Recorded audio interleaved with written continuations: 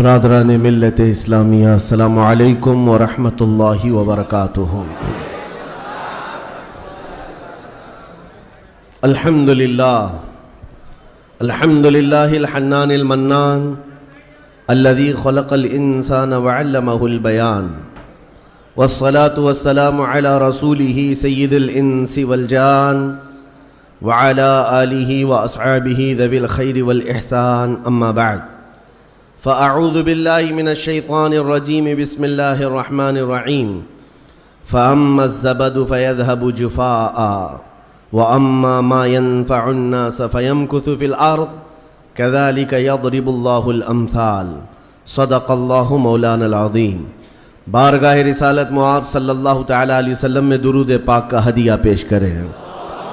اللہم صلی علی سیدنا و مولانا محمد معدن الجود والکرم وآلہ واصحابہ الکرام وابنہ الکریم وبارک وسلم صلاۃ دائمۃ سرمدا ابدا۔ محب گرامی، رفیق ہمدم حضرت العلام مولانا ابو الحسن نوری مدظ اللہ العالی، جن کی کرم فرمائیاں اور ان کی عنایتیں ہیں کہ انہوں نے مجھے یہاں طلب کیا، میں آپ کی دعوت پر حاضر آیا۔ ویسے بھیونڈی کا تجربہ میرے ساتھ کچھ اچھا نہیں رہا اس سے قبل، اور کئی معاملات دیکھنے کو آتے تھے، تو آج احباب نے جو ہمارے ٹیم کے حضرات ہیں انہوں نے بھی یہ کہا تھا کہ جب بھی بھیونڈی جاتے ہیں وہاں کے کچھ معاملات ہوتے ہیں، تو پھر یہ نئی جگہ پر ہم جا رہے ہیں، تو میرے ذہن میں ایک بات آئی، ہم سنی ہیں، اولیاء کی مدد سے ہی جانا چاہیے۔ تو یہ اولیاء مسجد ہے تو انشاءاللہ العزیز معاملات نہیں ہوں گے، کیونکہ ہم وسیلے والے لوگ ہیں، اور جب یہ وسیلہ اور نسبت ساتھ میں ہو تو اچھے ہمارے ساتھ کچھ نہیں کرتے، اور الحمدللہ یہی نسبت ہے جو آج تک ہمیں محفوظ رکھتی ہے۔ بغداد مقدس میں حاضری کے دوران ہمارے پڑوسی ملک کے کچھ علماء نے مجھ سے پوچھا تھا کہ ہم کثرت سے مسلمان ہیں لیکن اتنی آزادی سے نہیں بولتے جتنا آپ وہاں رہ کر بولتے ہیں۔ آپ تو کفار و مشرکین کے نرغے میں بیچوں بیچ رہ کر کے کس طرح بولتے، آپ کا کیا مسئلہ ہے؟ ہم نے صرف غوث پاک کے دربار میں کھڑے ہو کر ان مولوی صاحب کو، ان عالم صاحب کو اتنا ہی کہا تھا، کیوں دبے جس پہ حمایت کا ہو پنجہ تیرا، کیوں دبے جس پہ حمایت کا ہو پنجہ تیرا، شیر کو خطرے میں لاتا نہیں کتا تیرا۔ جس کی نسبت دربار غوث سے ہو اسے ڈر کی کیا بات ہے؟ ہمارے امام اہل سنت فاضل بریلوی رحمۃ اللہ تعالیٰ علیہ نے ہمیں یہی سکھایا ہے، خوف نہ رکھ رضا ذرا، تو ہے عبد مصطفیٰ۔ جو عبد مصطفیٰ ہوتا ہے اسے ڈرنے کی ضرورت نہیں ہے۔ خوف نہ رکھ رضا ذرا، تو ہے عبد مصطفیٰ، تیرے لیے امان ہے، تیرے لیے امان ہے۔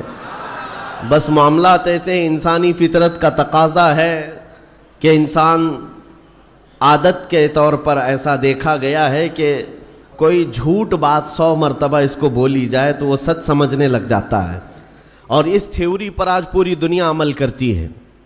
پوری دنیا کسی چیز کو ٹارگٹ کر کے بار بار بولتی ہے تاکہ لوگوں کے ذہنوں میں ایک بات بیٹھ جائے۔ اگر پانی کی بوتل کو بھی کوئی 100 مرتبہ شراب شراب شراب کہتا رہ جائے تو اچھے خاصے لوگ بھی پانی کی بوتل کو شراب سمجھنے لگ جاتے ہیں۔ حقیقت ایسا نہیں ہے۔ اسی لیے میرے عزیزو، آج کے اس دور میں اپنے نوجوانوں سے اور سب سے یہی کہتا ہوں، یہ پھیلائے ہوئے پروپیگنڈے کی طرف نہیں جانا، اور نہ ہی دنیا کیا کہتی ہے اس کی طرف توجہ کرنا۔ صرف اور صرف ذہن میں ایک بات یاد رہے، اللہ اور اس کے رسول راضی ہیں تو پوری دنیا روٹتی ہے تو روٹے، اس سے ہمیں کوئی فرق نہیں پڑتا۔ اللہ اور اس کے رسول اگر راضی ہیں، کیونکہ حساب و کتاب بھی اللہ کے پاس ہونا ہے، سزا اور جزا بھی اللہ ہی کے ہاں ہونا ہے، تو دنیا کو راضی کرتے کرتے کئی لوگوں کو ہم نے دیکھا وہ کتے بن گئے بیچارے ہیں۔ دنیا داروں کو راضی کرتے کرتے اپنی حیثیت بدل ڈالی، مومن تھے تو کافر بن گئے، سیکولر بننے کے چکر میں، لوگوں کو راضی رکھنے کے چکر میں اپنی شناخت تک کھو دیے، لیکن اس کے باوجود ان سے دنیا راضی نہیں ہو سکی. موت تک دنیا نہیں راضی ہوتی ہے. ایک مشن لے کر کے چلو میرے عزیزو. میں نے بہت سارے لوگوں کو زندگی میں دیکھا ہے, سیکولر بننے کے چکر میں اس پارٹی والے کو بھی راضی رکھنا ہے, اس کو بھی راضی رکھنا ہے, اور اپنی قوم کو بھی راضی رکھنا ہے, اور وہ سب کو راضی رکھنے کے چکر میں ایسا کتا بن جاتا ہے, دھوبی کا کتا, نہ گھر کا نہ گھاٹ کا, ادھر کا بھی نہیں رہا ادھر کا بھی نہیں رہا, سب کو مناتے مناتے رہ گیا. میں یہ نہیں کہہ رہا کسی کو منانا نہیں چاہیے, لیکن دنیا کو راضی کرتے کرتے اپنی آئیڈینٹی اور اپنا ضمیر بیچ دینا اور اپنا دین اور ایمان کھو دینا, یہ کہاں کا انصاف ہے؟ اور سب کرنے کے باوجود بھی دنیا راضی نہیں ہوتی. تو کرنا کیا چاہیے؟ بس بات اتنی ہے, اس دنیا کو اوپر سے لے کر نیچے تک کرنے سے بھی راضی نہیں ہوئی, لیکن میرا مولا صرف ایک سجدے سے راضی ہوتا ہے.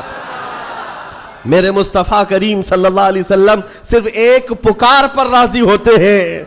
تو پھر کیوں نہ ان درباروں میں ہم اپنے آپ کو بیچ دیں جہاں جلدی سے جواب آتا ہے.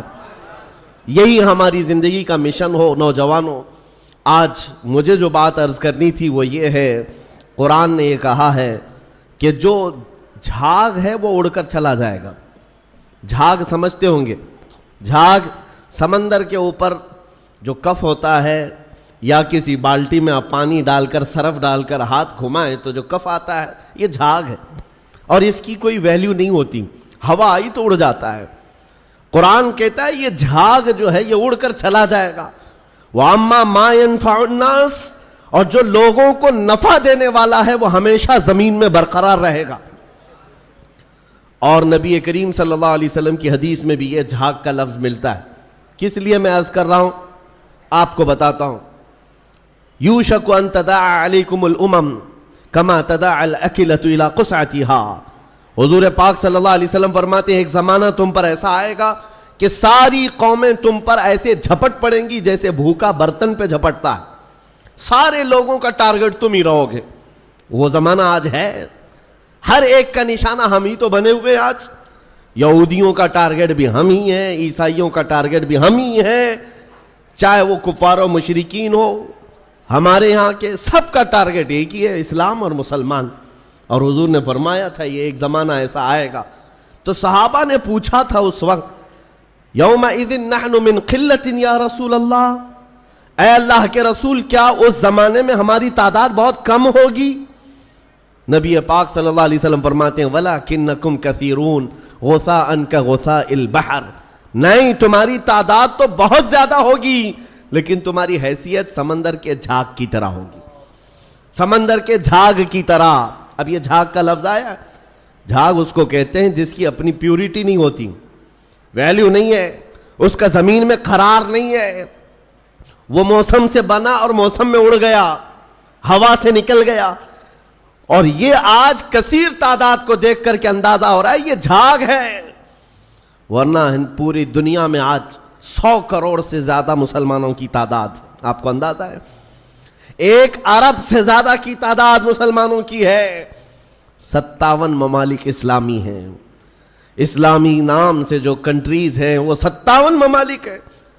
اتنی بڑی تعداد, لیکن آج ہمت کیسی ہے غیروں کی, کفار و مشرکین کی, جس طرح سے وہ چاہیں مسلمانوں کے ساتھ آج کھیلتے ہیں, اور اتنی بڑی تعداد کے ہوتے ہوئے کوئی کچھ نہیں کر پاتا. وجہ کیا ہے؟ یہ جھاگ ہے. اس جھاگ کو پیوریٹی میں بدلنے کی آج ضرورت ہے, تعداد نہیں. اسی لیے میں ایک جملہ اکثر کہا کرتا ہوں, اسلام میں کوانٹیٹی نہیں کوالٹی دیکھی جاتی ہے. اسی کوالٹی کا نام اخلاص ہے, اسی کوالٹی کا نام پیوریٹی ہے. جو اصل چیز ہے وہ ختم ہونے آ گئی. آپ کو اندازہ ہے ایک وہ دور ہے جب رسول کریم صلی اللہ تعالی علیہ وسلم کے ساتھ صرف 1200 صحابہ ہیں, اور آپ کا ایک قاصد, حضور پاک کے ایک سفیر جو تبوک کے مقام پر جا رہے تھے. جو جنگ تبوک لڑی گئی ہے اس کی وجہ میں بتا رہا ہوں. نبی پاک صلی اللہ علیہ وسلم کے ایک سفیر اردن, جو آج کا جارڈن کہلاتا ہے, اس جگہ کی طرف رواں تھے. بیچ راستے میں ایک عیسائی گورنر نے پکڑ کر کے حضور کے اس صحابی کے ساتھ بدتمیزی کی اور ان کو دردناک انداز میں قتل کر دیا، بے دردی کے ساتھ شہید کر دیا۔ ایک سفیر، ایک صحابی کا قتل ہوا، خبر پہنچی مدینہ طیبہ میں، تو کیا اس کو عام طور پر لے لیا جائے گا؟ نبی پاک صلی اللہ علیہ وسلم کا ایک سفیر قتل ہو گیا، ایک صحابی قتل ہو گئے؟ نہیں میرے عزیزوں، پورے مدینے میں ایسی ہوا پھیلی۔ دوسری صبح تھی، سارے مدینے کے ہر گھر سے نوجوان، ہر گھر سے سب باہر آئے اور نبی پاک صلی اللہ علیہ وسلم کے سامنے صفیں لگا کر کھڑے ہیں۔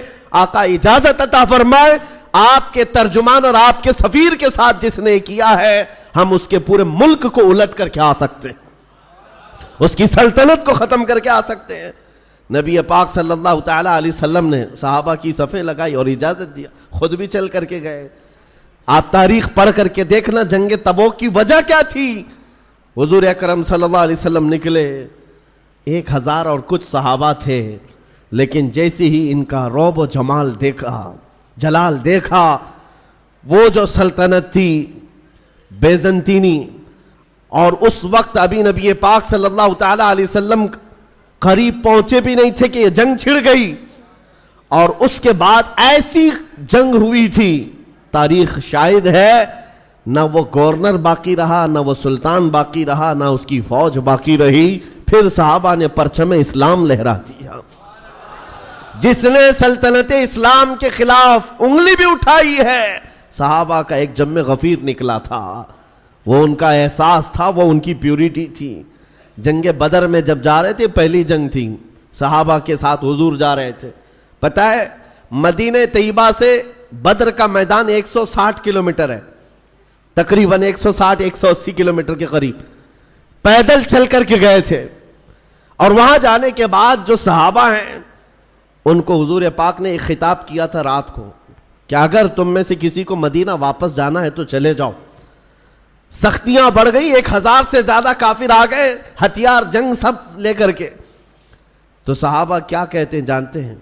رات میں کھڑے ہو کر انصار صحابہ یہ کہتے ہیں، یا رسول اللہ ہم بنی اسرائیل نہیں ہیں، بنی اسرائیل نہیں ہیں جنہوں نے موسیٰ علیہ السلام سے کہا تھا آپ جائیے اور آپ کا خدا اور آپ مل کر کے لڑیں، ہم امت محمدیہ ہیں۔ یا رسول اللہ آپ تو بدر تک لائے ہیں جو 160 کلومیٹر کا سفر ہے، اگر میرے آقا آپ 1000 کلومیٹر دور یمن تک بھی لے جاتے، ہم میں سے کوئی پلٹ کر کے نہیں دیکھتا، آپ کے ساتھ چلتے۔ یہ صحابہ کا جو احساس تھا نبی پاک صلی اللہ تعالی علیہ وسلم کے ساتھ چلنے کا، وہ اسلام کو ایسا مضبوط بنایا ہوا تھا کہ کسی کو آنکھ اٹھا کر دیکھنے میں 1000 بار سوچنا پڑتا تھا، سوچنا پڑتا۔ ڈیفنس جو مضبوط ہوتا ہے وہ ہمارے اتحاد سے اور ہمارے احساس سے، تعداد سے نہیں، تعداد سے نہیں۔ آج بھی بہت سارے لوگوں کے پاس تعداد ہے لیکن وہ تعداد معنی نہیں رکھتی۔ قرآن پاک میں اللہ تعالیٰ نے فرمایا ہے ان یکم منکم 20 صابرون یغلبوا 200، اگر تم میں 20 لوگ صبر والے ہو جائیں، اللہ فرماتا ہے میں 200 پر انہیں غالب کروں گا۔ قرآن کا فرمان جھوٹا نہیں ہے، قرآن کا فرمان غلط نہیں ہو سکتا۔ بس وہ قوم کہاں ہے جن کے اندر پیوریٹی تھی، اخلاص تھا، جو حساس تھے۔ آج دل درد کرتا ہے جب فلسطین کے بچوں کی شہادت دیکھتے ہیں۔ آج 5000 سے زیادہ صرف چھوٹے بچے قتل کیے گئے، ان کا قصور کیا تھا؟ بن کھلے مرجھا گئے، ان کلیوں کا کیا کہنا ہے جو دنیا کی ابھی رعنائیاں دیکھے تک نہیں ہیں؟ ان بچوں کی شہادتوں پر دنیا آج خاموش تماشائی ہے۔ میرے عزیزوں، کفار و مشرکین، یورپ کے یہ سارے فسادی، امریکہ جیسے جتنے دادا گیری کرنے والے لوگ ہیں، ان کا تو مذہب ہی ہے، لیکن مسلمانوں کو کون سا سانپ سونگھ گیا جو ان نہتے تڑپتے بچوں کو دیکھ کر کے ابھی بھی مست ہیں، اپنے عیش میں جی رہے، آج بھی اپنی زندگیوں میں کوئی فرق نہیں آتا۔ کبھی آپ نے دیکھا، آج بھی جاؤ شادیوں میں، اپنے محلوں میں بے حساب کھانا لٹا دیا جاتا ہے، نالیوں میں پھینکا جاتا ہے، پھر یہ کھانا گرا ہوا ہم دیکھتے ہیں اور ان بچوں کو ایک روٹی کے لیے تڑپتا ہوا دیکھتے ہیں تو دل پر آری چلتی ہے، سینہ کلیجہ منہ کو آتا ہے۔ امت محمدیہ آج ایسے کیسے ہو گئی؟ کس ڈگر پر چل پڑی؟ ایک مومن کو اگر تکلیف ہو تو پورے مومنین کو تڑپنا چاہیے. یہ ایمان کی علامت ہے, ایمان کی علامت ہے. نبی کریم صلی اللہ علیہ وسلم نے فرمایا مثل مؤمن کمثل جسد اذا اشتكى عضو تداعى له سائر الجسد بالسهر والحمى. تمام مومنین ایک جسم کی طرح ہیں. ایک عضو کو تکلیف ہو تو پورا جسم تکلیف میں بیمار ہو جاتا ہے, بخار زدہ ہو جاتا ہے. آج نہ ان کی عیاشیوں پر کچھ فرق آیا. دبئی والے, سعودی والے, بحرین والے, قطر والے, ان سب کی عیاشیوں پر کوئی فرق نہیں پڑا. یہ اللہ کے عذاب کے آنے کی علامات بھی ہیں. میرے عزیزو, اندازہ کرو جب کسی کا گھر جل رہا ہے پڑوس میں تو یہ سوچ کر خاموش نہیں بیٹھنا میں محفوظ ہوں. اس کی ایک چنگاری تمہارے گھر کو جلانے کے لیے کافی ہے.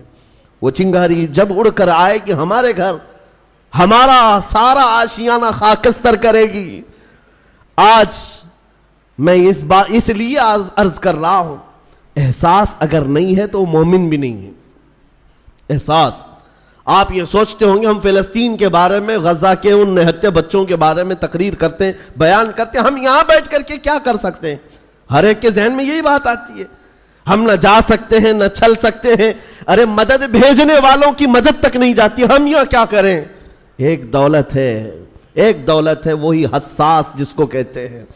احساس جس مومن کے دل میں آئے تمہیں اندازہ نہیں, یہ عرش الہی کو ہلا دیتی ہے, عرش الہی کو ہلا دیتی ہے مومن کا احساس کا درد. آپ یہاں بیٹھ کر کے اگر وہ احساس کرتے, آپ کو اندازہ ہے ہمیں احساس ہی تو اسلام نے سکھایا ہے. نبی کریم صلی اللہ تعالیٰ علیہ وسلم کی اس امت میں اگر احساس نہیں, جہاں صحابہ کو حضور نے یہ تعلیم دیا تھا. آپ کو پتہ ہے مدینہ طیبہ میں ایک مہمان آئے حضور کی بارگاہ میں, حضور کی بارگاہ میں ایک مہمان ہے اور نبی پاک صلی اللہ تعالیٰ علیہ وسلم کے گھر فاقہ ہے. حضور نے صحابہ سے کہا کوئی ہے جو میرے مہمان کی مہمان نوازی کرے, اللہ اس کی مہمان نوازی کرے گا. حضرت ابو طلحہ انصاری کھڑے ہوتے ہیں, کہا یا رسول اللہ میں آپ کے مہمان کو لے جاتا ہوں. ان کو خود کو خبر نہیں ہے گھر میں کچھ ہے بھی یا نہیں. مہمان کو لے کر چل پڑے. جب گھر آئے بیوی سے کہا رسول اللہ کے مہمان گھر آئے ہیں. بیوی نے کہا آپ نے پوچھا اوچھا کچھ نہیں, گھر میں صرف ایک آدمی کا کھانا ہے, ایک ہی آدمی کا کھانا ہے, میں ہوں, آپ ہیں اور بچے ہیں, 2 بچے ہیں ان کے. بیوی نے یہ کہا تو آپ گھبرائے, کہا ایک آدمی کا کھانا ہے, مہمان گھر پر آیا ہے. اور خاتون بھی کیسی ہے, صحابیہ ہے, کہتی ہیں گھبرائیے مت, اللہ کے رسول کے مہمان آئے, میں بچوں کو تھپک کر کے سلا دوں گی, میں سلا دوں گی, آج کی رات وہ نہیں کھائیں گے, رسول اللہ کے مہمان گھر پر ہیں.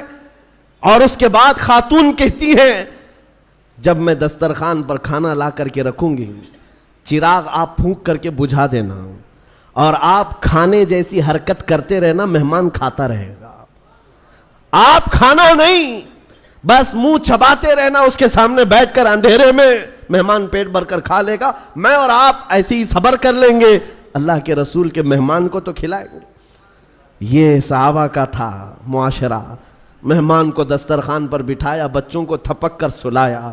جب کھانے کا وقت آیا تو آپ نے چراغ گل کر دیا اور کھانا رکھا, مہمان سے کہا کھاؤ. مہمان نے کہا آپ بھی کھائیے, کہا ہم بھی کھا رہے ہیں, اور خالی سوکھا منہ چباتے رہ گئے. اور مہمان اس اندازے میں کہ سب کھا رہے ہیں, پیٹ بھر کر کھانا کھا لیا اور سویا. صبح اٹھنے سے پہلے جبرائیل امین حضور کی بارگاہ میں آئے, کہا یا رسول اللہ صلی اللہ علیہ وسلم, آپ کے مہمان کے ساتھ آپ کے صحابی نے جو سلوک کیا ہے, پورے آسمان کے ملائکہ میں اس کا چرچا چل رہا ہے, اس کا چرچا فرشتوں کے درمیان چل رہا ہے. یہ تھا میرے نبی کا معاشرہ. احساس, کسی ایک کے لیے اپنا پورا نچھاور کر دینا. جنگ موتا کے درمیان ایک پانی کی کھٹوری پر 3 لوگوں نے جان دے دی تھی. یہ بھی واقعات مشہور ہیں. ایک بکری کے گوشت کا بھنا ہوا سرا کسی کے گھر میں آ جائے, صحابی اپنے پڑوس میں بھیجتے رہے, اور وہ پورے مدینے میں گھومتا تھا. ہر صحابی یہ خیال کرتا شاید میرا پڑوسی بھوکا ہے. یہ معاشرہ میرے نبی کا بنایا ہوا تھا. آپ کو پتا ہے حضرت عمر فاروق رضی اللہ تعالیٰ عنہ کا دور ہے.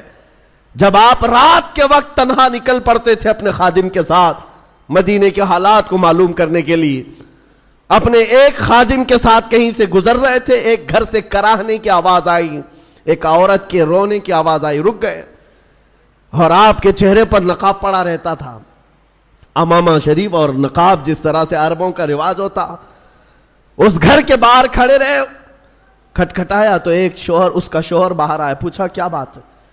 مرد نے کہا میری بیوی کے ولادت کا وقت قریب آ گیا ہے، حاملہ تھی، بچہ پیدا ہونے کا وقت قریب آ گیا ہے، اور وہ درد ذہ سے تڑپ رہی ہے، لیکن دیکھنے کے لیے عورت کوئی نہیں ہے، کوئی عورت قریب میں نہیں ہے۔ خلیفۃ المسلمین ہے وقت کا، جس کے نام سے قیصر و کسریٰ کانپتے ہیں، دوڑ کر اپنے گھر گئے، اپنی بیوی اور اپنی بہو کو بھیجا، جاؤ فلاں گھر میں ایک بچی کی ولادت، ایک عورت درد ذہ میں ہے، بچے کی ولادت ہونے والی ہے۔ رات بھر امیر المومنین اپنی عورت اور اپنی بہو کو اس گھر پر بھیجتے ہیں، اور خود آ کر کے باہر انتظار کرتے بیٹھے ہوئے، اس کے شوہر کے ساتھ باتیں کر رہے ہیں، اور گھر سے کچھ کھانا پکا کر لا رہے ہیں، اور وہ مزے سے کھاتا رہا ہے۔ نہ اس شوہر کو معلوم ہے، نہ اس کی بیوی کو معلوم ہے کہ ان کے گھر کی یہ عیادت کرنے والا وقت کا خلیفہ ہے، کسی کو نہیں معلوم۔ صبح بچے کی ولادت ہو گئی، اور اس کے بعد حضرت عمر ایسی خوشیاں بانٹ رہے ہیں جیسے لگتا ہے ان کے گھر میں بچے کی ولادت ہوئی۔ اور جب آپ نے مبارکبادیاں دی اور گھر واپس چلے گئے تو بعد میں محلے والوں نے کہا رات بھر تیرے گھر میں جو عورتیں تیمارداری کر رہی تھی وہ کوئی اور نہیں، امیر المومنین کی بیوی تھی، امیر المومنین کی بہو تھی۔ یہ احساس تھا، ایک عورت کے درد کی آواز آئے تو خلیفہ بے چین ہو جاتا۔ آج فلسطین سے اٹھنے والی آوازوں سے کسی کی نیند پر فرق نہیں پڑتا، کسی کی نیند خراب نہیں ہوتی۔ وقت کے عیاش حکمران، ظالم حکمران اپنی کرسیوں پر ویسے ہی مزے لے رہے ہیں، بلکہ بسا اوقات ایسا لگتا ہے یہ بچوں کی اور بچیوں کی جھنجھوڑنے والی آواز ان کی کرسیوں کو کیوں نہیں ہلاتی۔ یاد رکھو قرآن پاک میں اللہ نے فرمایا وَإِذَا الْمَوْعُودَةُ سُئِلَتْ بِأَيِّ ذَنبٍ قُتِلَتْ، ان بچوں کو جو آج مار دیا گیا ہے، یہ سورہ تکویر کی آیتیں بتا رہی ہیں، یہ قیامت کے دن بچیاں اٹھائی جائیں گی اور رب تعالیٰ سے پوچھیں گی مولا مجھے بتا کس جرم میں مجھے مارا گیا تھا، میرا گناہ کیا تھا جو مجھے قتل کیا گیا۔ آج یورپ کے درندے اور اسرائیل کے جتنے ظالم ان کے قتل میں شریک ہیں وہ الگ قاتل ہیں، لیکن یہ چپی اور یہ خاموشی پوری دنیا کی یہ الگ قاتل ہے، یہ الگ قاتل ہے۔ درد ہمیں اس بات کا ہو رہا ہے، اسی لیے شاعر نے کہا تھا نہ ادھر ادھر کی بات کر، مجھے یہ بتا کہ قافلہ لٹا کیوں، مجھے رہزنوں سے غرض نہیں، تیری رہبری کا سوال ہے۔ ڈاکوؤں کا کام ہی ہے ڈاکہ ڈالنا، ڈاکوؤں کا کام ہی ہے مال چھیننا، لیکن سوال تو تمہاری رہبری کا ہے۔ یہ حالات کب بدلیں گے میرے عزیزو؟ اس وقت بدلیں گے جب ہمارا جوان احساس کی زندگی جینے لگ جائے۔ آج ہمیں افسوس ہے اور المیہ ہے، ہم ان ظالم حکمرانوں کے خلاف آواز اٹھاتے ہیں جن کے عیش میں کوئی کمی نہیں ہوتی آج، لیکن ان کو کوس کر کے بول کر کے آپ کو ایسا لگتا ہے یہاں کیا ہونے والا ہے؟ ہونے والا یہ ہے، آپ کو ہم نصیحت کر رہے ہیں، اللہ نے آپ کو جو منصب دیا آپ تو عیاش نہ بنو، آپ تو اس طرح کی بے حسی کی زندگی نہ گزارو، لاپرواہی کی زندگی آپ تو نہ گزارو۔ کبھی دسترخوان پر بیٹھے ہو، نرم غذائیں کھا رہے ہو اور تمہارے بھائیوں اور بہنوں کے چیخنے کی آواز آئی تو کیا یہ نرم غذائیں تمہارے حلق سے اترتی ہیں؟ کوئی ماں تڑپ رہی ہو سامنے تو کیا یہ نرم غذائیں تمہارے حلق سے تڑپ گزرتی ہیں؟ جب کھانا حلق سے نہیں جاتا تو میں ان نوجوانوں سے پوچھتا ہوں آج بھی رات بھر نکڑ پر بیٹھ کر کے تم جو عیاشیاں کر رہے ہو، تمہاری پوری رات جو گیم میں گزر جاتی ہے، انٹرنیٹ پہ گزر جاتی ہے، تمہیں اس درد کا احساس کب ہوگا؟ آشیانہ لٹتا چلا گیا اور اب بھی اگر احساس نہیں آیا تو کب آئے گا؟ شاعر نے کہا تھا جگہ جگہ کے تھک چکے ہیں تمہیں یہ ہنگامے، نشاط لذت خواب گراں بدل ڈالو، غلط روی سے منازل کا بودھ بڑھتا ہے، مسافروں روش کارواں بدل ڈالو۔ یہ جس طرح کی زندگی گزارنے کے ہم نے اسلوب بنائے ہیں، آج کیا یہ المیہ نہیں ہے؟ کروڑوں کی تعداد ہونے کے بعد ہر ایرا غیرہ نتو کھیرا آنکھ دکھاتا ہے، ہر کتا ہم پر بھونکنے لگتا ہے۔ وجہ صرف یہی ہے کہ ایمان کی کمزوری ہے، ایمان کی کمزوری ہے۔ نبی پاک صلی اللہ تعالیٰ علیہ وسلم سے بڑھ کر کے تمہارے پاس دروازہ کون سا تھا جہاں اگلوں نے بھی عزت پائی، پچھلوں نے بھی عزت پائی؟ ساری عزت کا دار و مدار میرے مصطفیٰ کے قدم تھے۔ اور آج کل ملا کر کے میں اپنی گفتگو کو آخری درجے پر لاتا ہوں یہ کہتے ہوئے، سب سے بڑا حساس اس دنیا میں کوئی تھا جو درد کا احساس کرتا تھا تو وہ آمنہ کا لال مدینے کا تاجدار، جس کے بارے میں میرے امام نے کہا تھا، جو نہ بھولا ہم غریبوں کو رضا، یاد اس کی اپنی عادت کیجئے۔ حضور پاک صلی اللہ تعالیٰ علیہ وسلم پر آج کیا گزرتی ہوگی، تمہیں اندازہ ہے اس بات کا؟ حضور اکرم صلی اللہ علیہ وسلم نے فرمایا، اگر تمہارے تلووں میں کانٹا بھی چبھ جائے تو اس کا درد مجھے بھی ہوتا ہے۔ یہ امتیوں کے بارے میں حضور کا فرمان ہے۔ اور جہاں اس نبی کے ان امتیوں کو جو ہمیشہ بیت المقدس کی حفاظت کے لیے اپنی جان وقف کر چکے، جب کاٹا جا رہا ہو، مارا جا رہا ہو، ٹکڑوں میں بدل دیا جا رہا ہو، نبی پاک صلی اللہ تعالیٰ علیہ وسلم پر کیا گزرتی ہوگی؟ آپ یہ سوچتے ہوں گے مدد کیوں نہیں آتی؟ مدد آئے گی، لیکن یہ امتحان کی گھڑی ہے، پوری دنیا کو دیکھا جا رہا ہے اس میں کتنے پیوریٹی والے ہیں، اخلاص والے کتنے ہیں اور کتنے صرف تماشا دیکھنے والے ہیں، یہ بھی دیکھا جائے گا۔ کربلا کا میدان جس طرح امتحان کی گھڑی تھا، اسی طرح آج کا دور بھی امتحان کا وقت ہے۔ یہ سارے مومنین کو دیکھا جا رہا ہے۔ ہونا تو یہ چاہیے جب ہمارے گھر سے جنازہ نکلتا ہے تو غم اتنا ہوتا ہے کہ بندہ توبہ کر لے، مولا میرے بھی جانے کا وقت قریب آ جائے گا۔ جب موت دیکھتا ہے انسان گھبراتا ہے، ڈرتا ہے اور توبہ کر کے باز آتا ہے۔ اور آج اتنے بڑے بڑے حادثے دیکھ کر کے اگر کوئی نہیں سدھرتا تو پھر اس کے سدھرنے کی امید بھی نظر نہیں آتی۔ اس لیے میرے عزیزوں، نبی پاک صلی اللہ تعالیٰ علیہ وسلم کا جو احساس ہے وہ حضور یہی فرماتے ہیں۔ حضور نے فرمایا، حدیث پاک ہے، من اصبح منا من لم یہتم بامرنا فلیس منا، جو اس حال میں صبح کیا کہ میری امت کے بارے میں کچھ سوچا نہیں، وہ میری امت میں سے نہیں ہے۔ کتنے ہیں ہم میں سے جو صبح کرتے ہیں اور رسول اللہ کی امت کے بارے میں کہتے ہیں؟ آپ کو پتا ہے نبی پاک صلی اللہ تعالیٰ علیہ وسلم نے یہ بھی فرمایا، جس نے میری امت کی مغفرت کی دعا کر دی میری شفاعت اس پر واجب ہے۔ حضور کی امت کے لیے صرف دعا بھی کرتا ہے تو حضور فرماتے میری شفاعت ہے اس پر۔ تو آج یہ احساس پیدا کرو، درد پیدا کرو ایک دوسرے کا، اور ان مومنین کے لیے باضابطہ رب تعالیٰ کی بارگاہ میں گڑ گڑاؤ۔ دعا مومن کا ایک ہتھیار ہے۔ جب احساس کے دل کے ساتھ اللہ کی بارگاہ میں پکارا جاتا ہے تو عرش الہی بھی ہل جاتا ہے اور دعائیں باریاب ہوتی ہیں اور مدد ضرور آئے گی۔ عزیزان گرامی وقار، نبی کریم صلی اللہ تعالیٰ علیہ وسلم کے اس دربار سے ہماری دوری یا آج ہمارے درمیان انتشار پیدا کی ہوئی ہے۔ ہم جو بھٹکے ہوئے ہیں، بگڑے ہوئے ہیں، جگہ جگہ الگ الگ جماعتوں میں، ٹکڑوں میں تبدیل ہیں، ایک ہی وجہ ہے، جس رسی کو ہمیشہ پکڑنے کے لیے کہا گیا تھا وہ رسی ہاتھ سے چھوٹتی ہے تو پھر نہ تمہارا نگہبان تمہیں نظر آتا ہے، نہ تمہاری جماعت کا تمہارا کوئی شناخت تمہاری باقی رہ جاتی ہے۔ اس لیے جس رسی کو پکڑنے کے لیے کہا گیا ہے وہ رسی کوئی اور نہیں، وہ رسول اللہ کی ناموس کی، ان کی عزت کی، ان کی سنتوں کی رسی ہے۔ آ جاؤ اے نوجوانوں، عزت وہیں پر ہے۔ قرآن کہتا ہے وَلِلَّهِ الْعِزَّةُ وَلِرَسُولِهِ وَلِلْمُؤْمِنِينَ، عزت تو اللہ کے لیے ہے، عزت تو رسول کے لیے ہے، اور عزت ایمان والوں کے لیے ہے۔ اور نبی پاک صلی اللہ علیہ وسلم کو چھوڑ کر کے اگر تم عزت ڈھونڈتے ہو ہرگز ممکن نہیں۔ آبروئے ماں زنام مصطفیٰ، ہم سب کی عزت و آبرو نبی کے نام سے وابستہ ہے۔ آج تو آج ہے، یہ سب پکارنا چھوڑ دو دنیا کو۔ دنیا بہری ہے، گونگی ہے، تمہاری بات نہ ان کے کانوں میں جاتی ہے نہ دلوں پر اترتی ہے۔ یہ مدد کی دعائیاں دینا بند کر دو، اس دنیا کو پکارنا چھوڑ دو۔ इसलिए कि हमारा अकीदा ये है, यहां पर भी और आखिरत में भी हमारा अगर कोई निगहबान और पासबान है वो मुहम्मदुर रसूलुल्लाह है।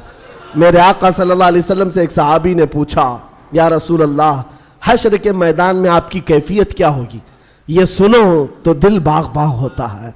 ऐ नौजवानों, तवज्जो से, हुजूर फरमाते हैं मैदान महशर में एक ही कैफियत हुजूर ने बताई, और दीगर बहुत सारे हैं, उसमें एक कैफियत मेरे आका ने जो फरमाया, फरमाते हैं मैदान महशर में जहां जम्मे गफीर होगा, पूरे इंसान जमा होंगे, हुजूर फरमाते हैं मेरे कंधे पर चादर पड़ी होगी, मेरे कंधे पर चादर होगी, और वो कभी कभार खसक कर गिर रही होगी, मैं एक हाथ से अपनी चादर संभाल रहा हूंगा और एक हाथ से अपने उम्मतियों को पकड़ पकड़ कर जन्नत में ले जा रहा हूंगा। जो न भूला हम गरीबों को रजा, याद उसकी अपनी आदत कीजिए, उस भरे महशर के मैदान में हमें पहचानने वाला कोई है तो वो रसूलुल्लाह की जात है।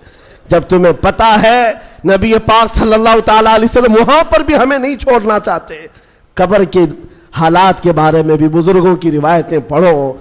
बुजुर्गों के मुतालिक ये क्या आपने नहीं पढ़ा, एक मोमिन साले जब कब्र में जाता है, मुनकर नकीर के आने से पहले रसूलुल्लाह तशरीफ लाते हैं और फरिश्तों से कहते हैं जरा आहिस्ता से जगाओ, बड़ा थक करके आया है, ये मेरा गुलाम है।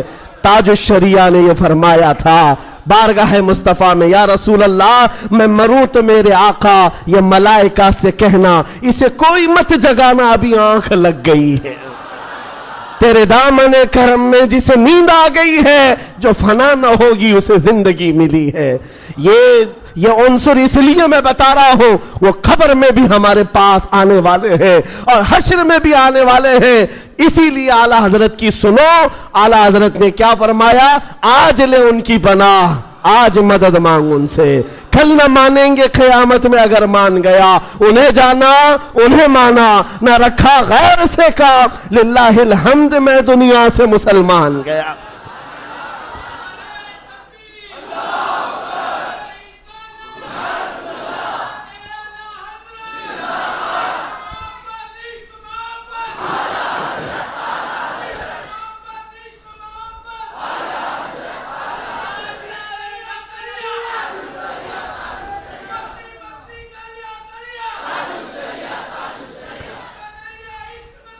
एक बात समझ करके चलें, जो मोहब्बत हमें हर खौफ से आजाद करती है, हर खौफ से आजाद करा देती है, वो मोहब्बत मेरे मुस्तफ़ा की है। आज हम वही लेकर के चलते हैं, आगे चले पीछे चले, उधर जाएं इधर जाएं, हजारों के मजमे में हम भी चलते हैं तन्हा। कुफ्फार और मुशरिकीन के नरगे में भी हो, खौफ इस बात का नहीं आता कि ये इधर से गर्दन मारेंगे उधर से मारेंगे, इस बात का डर नहीं है, इसलिए कि नबी पाक का दामन साथ में है। जिस जगह भी जिंदगी की शाम हो जाए, अरे हम तो कफन साथ लेकर चलते हैं। हमारा तो अहद ये है, जिंदगी तो यूं भी किसी दिन खत्म होना ही है, आज या कल किसी बिस्तर पर पांव रगड़कर मरने से तो अच्छा है नबी का नाम लेकर के दुनिया से चले जाए। इश्क गर जुर्म है तो फांसी की सजा दो मुझको, इश्क गर जुर्म है फांसी की सजा दो मुझको, दरे महबूब पे लेकिन ये सजा दी जाए। आशिक रसूल की तलब यही है। आप सबसे मैं यही कहता हूं, खौफ निकालो, डर निकालो, उस नबी पाक से मोहब्बत करना जुर्म है, हम करोड़ बार ये जुर्म करने को तैयार हैं। उनका नाम लेना दुनिया के नजदीक आतंकवादी है, तो हम ऐसे आतंकवाद होने पर फख्र भी करते हैं। ये कोई डर की बात नहीं है। नबी पाक की मोहब्बत का ऐलान करना, उनके दामन को थामे रखना तुम्हारी नजरों में जुर्म है, हम इसको नहीं मानते, इस जुर्म को हम करोड़ बार करने को तैयार हैं। अजीजा ने गिरामी वकार, ये जज्बा लेकर के चलो जो सैयदना उमर फारूक ने कहा था। हुजूर ने उनसे पूछा था, उमर जब कब्र में दो फरिश्ते आएंगे, काले चेहरे वाले, नीली आंखों वाले, और वो उठाएंगे मुर्दे को और सवाल करेंगे, उस वक्त तुम क्या करोगे? उमर फारूक ने क्या कहा था? पूछा, या रसूल अल्लाह, जब वो फरिश्ते कब्र में आएंगे मेरी मौत के बाद, सिर्फ सवाल ये है आका, आज जो मैं आपसे मोहब्बत करता हूं, क्या ये मोहब्बत उस वक्त भी बाकी रहेगी? नबी पाक ने फरमाया, उमर ये दूसरों की मोहब्बत है जो मौत के साथ खत्म होती है, मुझसे जो मोहब्बत करता है वो हश्र तक बाकी रहेगी। तब जवाब क्या है सुनो, जवाब क्या है। हजरत उमर मजलिस से उठ गए, कहा या रसूल अल्लाह, अब जो मुनकर नकीर फरिश्ते आने वाले हैं वो मेरे ऊपर छोड़ दे, मैं खुद निपट लूंगा। जब नबी पाक की मोहब्बत साथ है तो फिर डर किस बात का है, खौफ किस बात का है। इसीलिए आज उसमें कमजोरी आए तो बंदा डर के जीने लग जाता है, सहम सहम करके जीने लगता है। लोग टोपियां छुपा रहे हैं, दाढ़ियां मुंडा रहे हैं कॉमन बनने के चक्कर में, फिर भी दुनिया तुम्हें जानती है उस नबी के नाम पर। इसीलिए अगर उनके गुलाम होने पर तुम्हें कोई एतराज नहीं है, खुल करके गुलामी करो, खुल करके गुलामी करो मेरे नबी पाक। इसलिए कि मैं बार बार एक जुमला कहता हूं, आज दुनिया को चोटी रखने में शर्म नहीं आती तो हमें दाढ़ी रखने में क्यों शर्म आए, क्यों शर्म आए। अरे लोग नंगे घूमने पर फख्र कर रहे हैं, हम नबी की सुन्नतों पर फख्र करें, हुजूर पाक की सुन्नतों पर फख्र करें। बस मेरा ये जुमला है, आज इस बात को समझ करके चलो, कुव्वत इश्क से हर पस्त को बाला कर दो, दहर में नामे मोहम्मद से उजाला कर दो।